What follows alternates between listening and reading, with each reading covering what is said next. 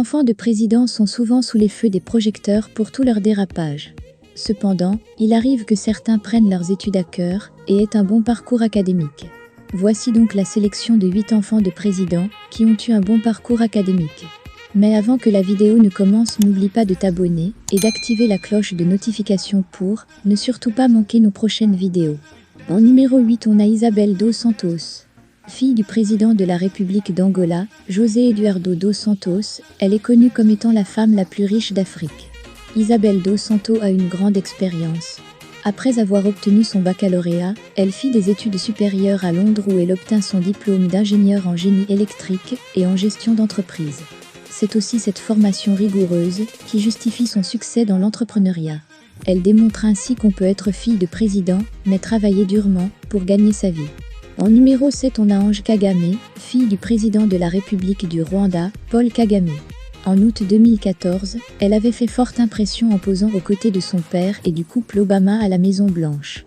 Formée aux États-Unis, Ange Kagame a intégré l'équipe de communication de la présidence rwandaise. Elle y est chargée des réseaux sociaux. Elle est la seule des 4 enfants de Paul Kagame à travailler avec lui et en plus est très impliquée dans de nombreuses campagnes médicales et des projets de développement. En numéro 6, nous avons Michel Gbagbo, fils de l'ex-président de la Côte d'Ivoire, Laurent Gbagbo. Michel Gbagbo a étudié en France avant de revenir en Côte d'Ivoire et travailla comme consultant en gestion des ressources humaines. Il reprit ses études universitaires en 2006 et soutint en 2007 une thèse de psychopathologie de la vie sociale. Il est depuis lors consacré docteur. En numéro 5, nous avons Condé Mohamed, fils de l'ancien président de la République de Guinée, Alpha Condé. Mohamed Condé a effectué ses études à Paris puis aux États-Unis. Là, il a obtenu un MBA de la Tinderbir School of Global Management, considérée comme la meilleure école de commerce du pays.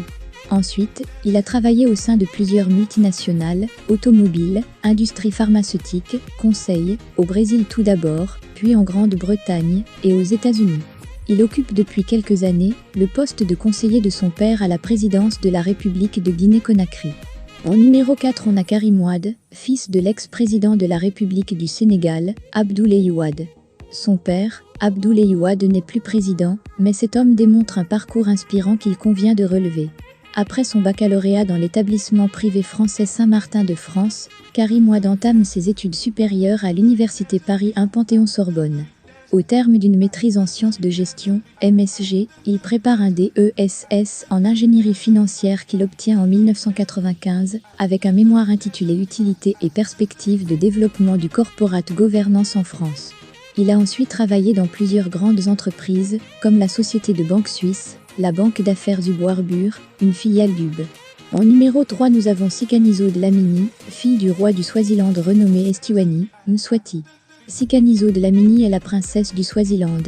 Éduquée dans une école privée du Royaume-Uni, elle a étudié en Californie, puis à l'université de Sydney, où elle a brillamment obtenu un master en communication numérique en 2012. Sikanizo Dlamini a choisi après ses études de retourner au Swaziland, où elle siège au Conseil royal et au conseil d'administration de MTN, l'opérateur de téléphonie mobile du pays. Elle est aussi rappeuse à ses temps perdus. En numéro 2, nous avons Sani Mahamadou, fils du président de la République du Niger, Mahamadou Issoufou.